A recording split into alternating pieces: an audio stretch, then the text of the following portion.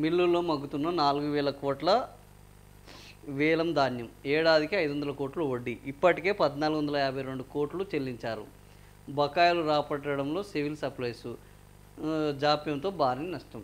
So మనకు ఇంట్లో మన పెద్ద సరైన పద్ధతులు లేకపోతే ఆ ఇల్లు ఎట్లా మునిగిపోతుందో ఈరోజు సివిల్ సప్లైస్ విభాగం అట్లనే అయిపోయింది. ఉత్తమ్ కుమార్ రెడ్డి ఇంతకుముందు ఇలా పెద్ద లొల్లి చేసి వెళ్ళిపోయింది. ఇప్పుడు ఆ లొల్లి ఇంకా కొనసాగుతూనే ఉన్నది. ఇప్పటికీ అదే ఉన్నది. అప్పట్లోనే పెద్ద స్కామ్ జరిగింది అనేది ఒక ఆరోపణ ఉన్నది. ఇక ఆ స్కామ్ గురించి ఇప్పుడు వద్దు. ఇప్పుడు మళ్ళా ఏంది 1,452 కోట్ల రూపాయలు ఆయన చేయాల్సిన పని ఎప్పటికప్పుడు ఈ సమీక్షలు చేసి ఈ వాటిని క్లియర్ చేసి 1,400 రూపాయలు లేవు డబ్బులు అంటున్నారు. కానీ వడ్డీల చొప్పున ఇప్పటికే 1,452 కోట్లు. ఎందుకు? కేవలం పర్యవేక్షణ లోపం, ప్లానింగ్ లోపం, మిల్లులోనే మగ్గిపోతున్నాయి. ఇంత 4,000 కోట్ల రూపాయల విలువైన వేలం వేసిన ధాన్యం, 500 కోట్లు ఇప్పటి వరకు వడ్డీ ఏడాదికి 500 కోట్లు, 1,452 కోట్లు బకాయిలు రాబట్టడంలో సివిల్ సప్లైస్ జాప్యం, భారీ నష్టం, సర్కారు నిర్లక్ష్యం, 450 కోట్లు పురుగుల పాలైపోయిందట. రేషన్ షాపులో నిరుపయోగంగా పేరుకుపోయిన దొడ్డు బియ్యం, నిర్ణయం తీసుకోకపోవడానికి మీనమీషాలు. ఎందుకు? ప్రభుత్వ పెద్దల పట్టింపు లేనితనం, అధికారుల నిర్లక్ష్యం వెరసి పౌర సరఫరాల శాఖకు 100 కోట్ల రూపాయల నష్టం వచ్చింది. అప్పులతో దినదిన గణనంగా పాలనను నెట్టుకొస్తున్నామని బీద అరుపులు అరుస్తున్న పాలకులకు సివిల్ సప్లైస్ నిండా మునిగిపోతున్నా కనిపించడం లేదు. ఫలితంగా ఆ శాఖకు రావాల్సిన నిధులు రావడం లేదు. 100 కోట్లు అడ్డగోలుగా వడ్డీల రూపంలో మోయాల్సి వస్తుంది.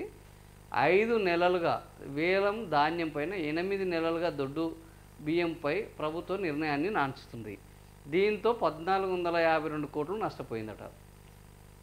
రైతులకు ధాన్యం డబ్బులు, సన్నాల బోనస్ ఇప్పుడు అనుకున్నాం కదా, వాళ్ళకు ధాన్యం డబ్బులు, సన్నాల బోనస్ చెల్లించేందుకు నిధులు లేవంటూ బకాయిలు వసూలు చేయడంలో జాప్యం ఎందుకు చేస్తున్నట్టు, ఎవరి ప్రయోజనాల కోసమని బకాయిలు అడగనందుకే భారీ నష్టం.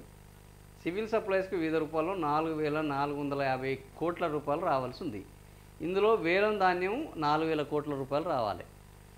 కానీ దొడ్డు బియ్యం బకాయిలు 450 కోట్ల వరకు ఉన్నాయి. 2022-23 యాసంకి 7,600 కోట్ల విలువైన 38 లక్షల టన్నుల ధాన్యాన్ని ప్రభుత్వం వేలం ద్వారా విక్రయించింది. వేలంలో టెండర్ దక్కించుకున్న బిడ్డలు 16 నెలలైనా ధాన్యం ఎత్తలేదు, సర్కారుకు పైసలు చెల్లించలేదు. సగం ధాన్యం ఎత్తి మిగిలిన ధాన్యం ఎత్తకుండా తప్పుకున్నారు. దీంతో ప్రభుత్వం ఆ టెండర్లను రద్దు చేసింది. టెండర్ల రద్దు ద్వారా సుమారు 20 లక్షల టన్నుల ధాన్యం మిల్లులోనే ఉండిపోయింది. తద్వారా సివిల్ సప్లైస్కి రావాల్సిన 4,000 కోట్ల నిధులు ఆగిపోయాయి. సో ఈ రకంగా ప్రభుత్వ పెద్దల అలసత్వము, అధికారుల నిర్లక్ష్యంతో 1,452 కోట్ల వడ్డీ చెల్లించాల్సి వస్తున్నది. దొడ్డు బియ్యం పైన నీడలు. దొడ్డు బియ్యం? ప్రభుత్వం ఈ ఏడాది మార్చి నుంచి రేషన్లో సన్న బియ్యం పంపిణీ చేస్తుంది. అప్పటికే రేషన్ షాపుల్లో, గోదాములో 1,40,000 టన్నుల దొడ్డు బియ్యం నిల్వలు ఉన్నాయి. సో సన్న బియ్యం పంపిణీతో పాటు వాటిని ఉపయోగించలేదు. ఫలితంగా ఏమైంది?